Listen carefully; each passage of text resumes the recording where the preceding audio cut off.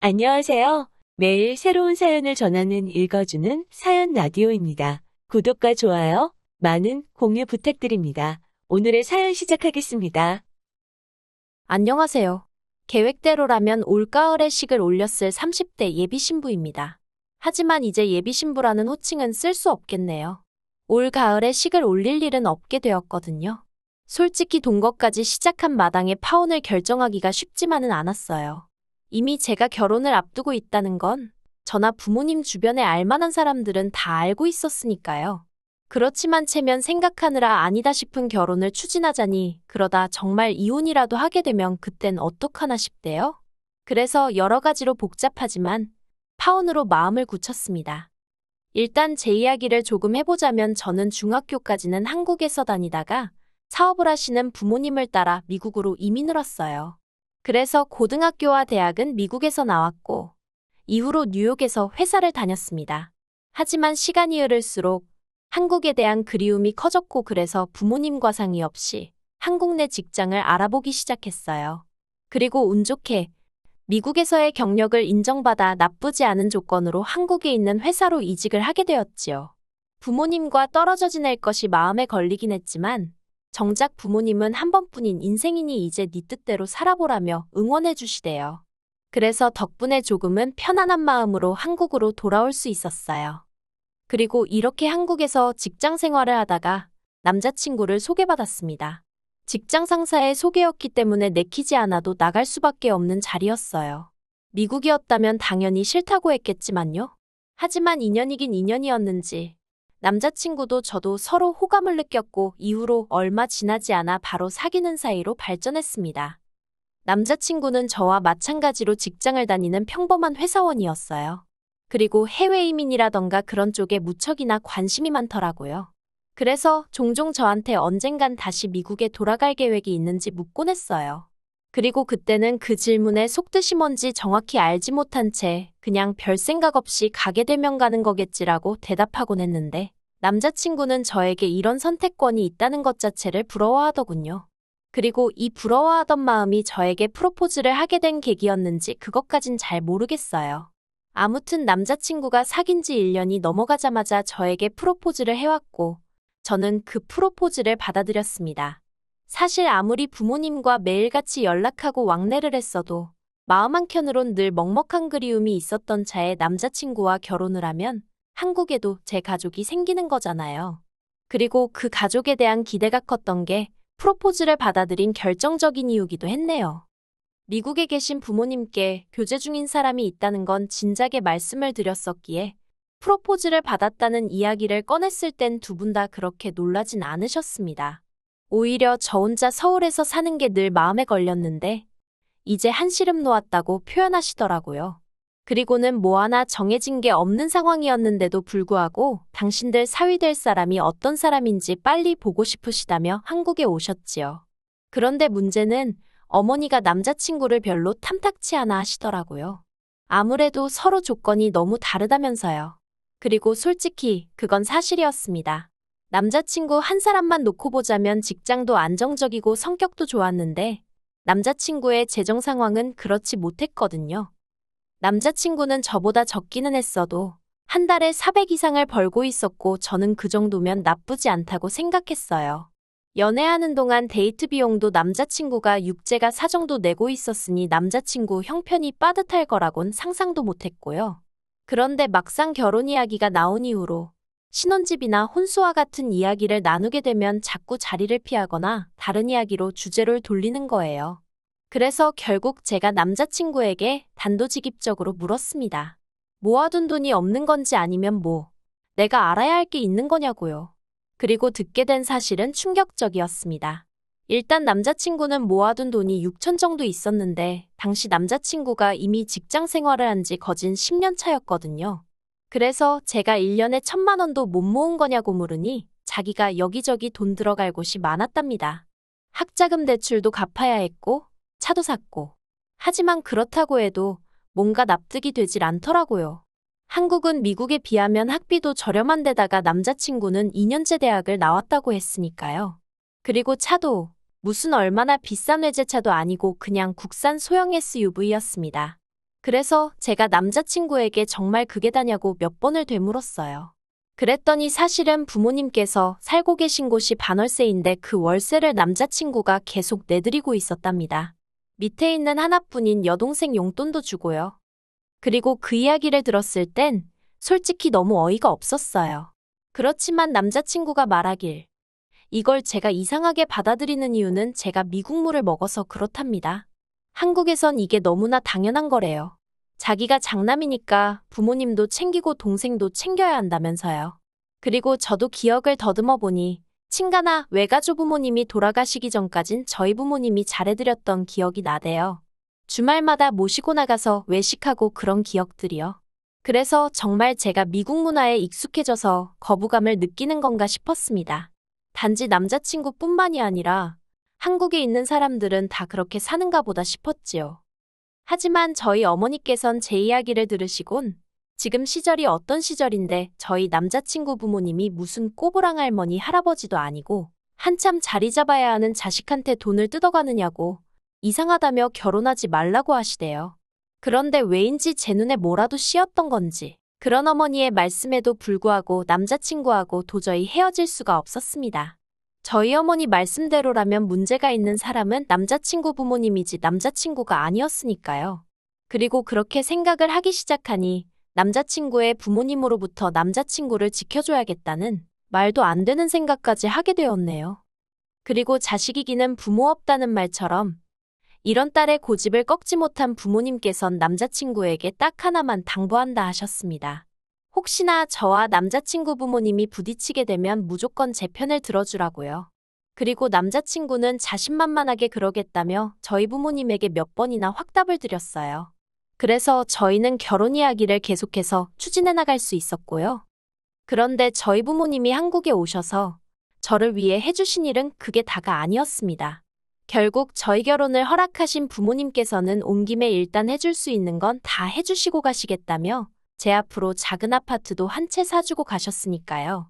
사실 남자친구가 모은 돈에 제가 모은 돈을 다 더해도 대출을 받지 않으면 어디 전세나 가야 할 상황이었는데 생각지도 못한 집이 생겨서 여러 가지로 숨통이 트이는 듯 했어요. 남자친구도 이 정도는 기대도 안 했는데 너무 좋다고 난리도 아니었지요. 그리고 저는 마침 전세 계약도 끝나가던 차였기에 부모님이 사주신 아파트로 먼저 이사를 했어요. 원래는 남자친구 자취방 계약 기간이 끝날 때까지 기다렸다가 같이 이사를 들어올까 하는 생각도 하긴 했는데 그러면 제가 지낼 곳이 몇 달 정도 붕 뜨는 상황이었거든요. 물론 고시원 같은 곳을 들어가려면 들어갈 수도 있었겠지만 그럼 제 짐은 다 어디다 보관을 할 것이며 아무튼 그것도 보통 일이 아니더라고요. 그리고 무엇보다도 결혼식을 앞두고 한 푼이라도 더 모아도 시원찮은 판국에 쓸데없이 헛돈을 쓰고 싶진 않았습니다. 그래서 제가 먼저 이사를 했어요. 그런데 제가 이사하고 얼마 되지 않아 남자친구가 자기도 아파트로 들어오겠다 했습니다. 반지하에서 생활하는 게 지긋지긋하다면서요. 그리고 결혼 이야기까지 오고 가고 실제로 신혼집으로 쓰라고 사주신 집인데 못 들어오게 한다는 건 말이 안 되잖아요. 그래서 그러라고 했습니다. 한마디로 번갯불에 콩 구워 먹듯 얼결에 결혼 전에 동거를 하게 된 거죠. 그런데 동거를 시작하고 2주쯤 되었을 때 남자친구 어머님으로부터 연락을 받았습니다. 이번에 당신 형제들이 서울에 있는 병원에서 검진을 받으러 올라오는데 그때 저를 소개시키고 싶으시다고요. 저는 솔직히 결혼식 당일에 뵙게 될 줄 알았고 그거면 충분할 거라고 생각했는데 어머님이 갑자기 그런 말씀을 하시니 당황스럽더군요. 하지만 그런 제 마음도 모른 채 남자친구가 옆에서 그거 정말 좋은 생각이라며 그러라고 했어요. 이번 기회를 놓치면 제가 직접 한 분 한 분 뵈러 인사를 가야 한다면서요. 그래서 자의반타의반으로 알겠다고 했습니다. 그런데 저를 더 황당하게 한 건 그러면 그때 아예 저희 집에서 집들이를 하자는 거예요. 사람도 많은데 어디 식당을 가기도 마땅치 않지 않냐면서요. 그리고 이번에도 남자친구가 나서서는 인사도 드리고 집들이도 해버리고 일타이피라나 어쩐다나 하도 설레발을 쳐서 그렇게 하게 되었네요. 그리고 그 집들이가 어떻게 보면 제가 남자친구와 파혼을 결심하게 된 결정적인 사건의 시작점이었습니다. 사실 집들이라는 게 저희 집이 이렇게 생겼습니다 하고 보여드리고 식사 한 끼 하면 되는 자리잖아요. 그래서 정리가 미처 끝나지 않은 개인적인 물건들은 안방이나 적당한 곳에 일단 넣어뒀거든요. 그런데 약속 당일날, 약속 시간보다도 일찍 도착하신 어머님 아버님을 비롯하여 8분의 어른들이 더 몰려왔습니다. 그래서 제가 어머님께 4분 정도 오신다고 하지 않으셨냐고 여쭈니 그 사람들도 다들 자기들 짝꿍이 있지 않겠냐면서 그러니 제가 센스껏 곱하기 2를 했어야 한다고 핀잔을 주시더라고요. 그리고 그렇다 보니 음식은 당연히 부족했고 남자친구가 자기가 나가서 치킨이랑 피자 같은 거라도 좀 사오겠답니다. 그런데 남자친구가 나가면 저 혼자 그 많은 남자친구의 식구들을 상대하고 있을 엄두가 나질 않더라고요. 그래서 제가 남자친구에게 내가 나갔다 올 테니 당신은 어른들하고 있으라고 했어요. 그리고 남자친구가 말한 대로 피자에 치킨에 급한 대로 사서 집으로 들어왔는데 집안에선 어이없는 상황이 펼쳐져 있었습니다. 제 개인적인 물건들이 식탁 위에 다 나와 있었거든요. 화장품부터 시작해서 포장도 뜯지 않은 향수에 부모님이 사다 주신 그릇 그리고 가방까지 전부 다 제가 나중에 쓰려고 혹은 아까워서 뜯지도 못하고 둔 하나같이 저에겐 소중한 물건들이었어요. 속에서부터 화가 끓어올랐지만 최대한 감정을 억제하며 제가 이게 왜 다 나와 있냐고 남자친구에게 물었습니다. 그랬더니 오히려 남자친구가 목청을 높이면서 어이없는 소리를 하대요. 저더러 쓰지도 않을 걸 왜 이렇게 쟁이고 있냐면서 알뜰한 줄 알았는데 이제 보니 영 아닌 것 같다나요? 그리고는 그래서 이거 오늘 전부 다 여기 계신 어른들한테 나눠드릴 거랍니다. 그리고는 또 뭐라더라. 앞으로 쓸데없는 건 안 사겠다고 여기 어른들 앞에서 자기한테 맹세를 하라는 거예요. 어이가 없어서 제가 무슨 헛소리를 하느냐고 그랬어요. 쓸 데가 있건 없건 내 돈 주고 산 건데 당신이 왜 이러냐고 별꼴이라고 해버렸지요. 그리고는 이미 몇 개 챙기신 어른들더러 저한테 돌려달라고 했습니다. 솔직히 이때도 어이가 없었던 게 누가 봐도 남자친구 물건이 아닌데 가지라고 주면 받는 사람이 거절을 하는 게 정상 아닌가 싶었어요. 아무튼 몇 분은 줬다가 가져가는 게 어딨냐며 짜증을 내셨는데 짜증을 내도 조카인 남자친구한테 내셔야지. 왜 저한테 그러시나 싶어서 저야말로 짜증이 나더라니까요. 그리고 결국 어른들 중 몇 분이 술 맛버렸네 밥맛 떨어지네 하며 자리를 일어나셨습니다. 남자친구는 저더러 어떡할 거냐면서 성질을 부렸고 어머님 아버님도 저더러 다시 받네 어쩌네 하며 혀를 차셨지요. 그리고 거기까지는 그래도 제가 그럭저럭 참을 수 있었습니다. 하지만 결국 남자친구의 외삼촌이란 분이 저를 열받게 아니 폭발하게 만들대요. 그냥 침도 아니고 가래침을 제 신발에다 뱉으면서 젊은 X가 욕심만 많아서 재수가 없다고 했거든요. 그런데 그럼 외삼촌을 누구 하나 말리기는커녕 마음 넓은 네가 참으라면서 조카 며느리 될 애가 미국에서 컸다더니 버르장머리가 없다고 자기들끼리 수군거리는 거예요. 그래서 저도 남자친구한테 가정교육을 어떻게 받았길래 주인 있는 물건에 손을 대냐고 그거 도둑질 아니냐고 한마디 했네요. 그랬더니 어머님이 너 지금 내 아들더러 도둑이라고 그랬냐면서 제 머리를 잡아채려 하시고 집안이 온통 아수라장이 되었습니다. 저는 방으로 뛰어들어가 경찰을 불렀는데 놀란 마음이 도통 진정이 되질 않대요. 그리고 결국 경찰이 출동하고 나서야 대부분의 사람들이 돌아갔고 제가 남자친구의 외삼촌은 재물손괴죄로 고소하겠다 했습니다. 듣자 하니 공무원이라던데 한번 귀찮아져 보라고요. 그리고 당연히 남자친구한테는 지금 당장 짐 싸서 나가라고 했어요. 그랬더니 남자친구가 저더러 너무 감정적으로 나오지 말라면서 이럴 때일수록 이성적으로 논리적으로 이야기를 해야 한다나요? 그래서 지금 나는 누구보다 이성적이라고 경찰 한 번 더 부르기 전에 당장 내 눈앞에서 꺼지라고 했어요. 그러자 남자친구도 제가 한 번 내뱉은 말은 무조건 지키는 성격인 걸 알아서인지 그때부턴 무릎까지 꿇고 싹싹 빌대요. 그렇지만 제가 눈길도 안 주니 결국 짐 싸서 무슨 도살장 끌려가는 소마냥 나갔습니다. 그리고 그 이튿날부터 지금까지도 남자친구는 저더러 자기가 잘못했다며 다신 이런 일이 없게 하겠다는 헛소리를 하고 있어요. 제가 원하면 다시는 그 친척들 아무도 안 보고 살아도 된다면서 자기만 좀 받아달라고요. 그런데 그 피가 어디 가나요? 그냥 생각할수록 남자친구니 뭐니 해서 낭비한 제 시간이 아까워서 열받아 죽겠어요. 어머님 말 안 듣고 고집 피워서 이런 수모를 겪었나 싶기도 하고 당장 식장이며 뭐며 이것저것 예약해 놓은 게 많은데 그나마 다행이라고 해야 할지 제가 집을 해오게 되면서 비교적 자질구레한 일들은 다 남자친구가 했거든요. 지 돈으로 예약금 걸고 했으니 그거 몇 푼이라도 건지려면 지가 다 전화 돌리고 해야 할 건데 얼마나 귀찮아할지 안 봐도 눈에 선합니다.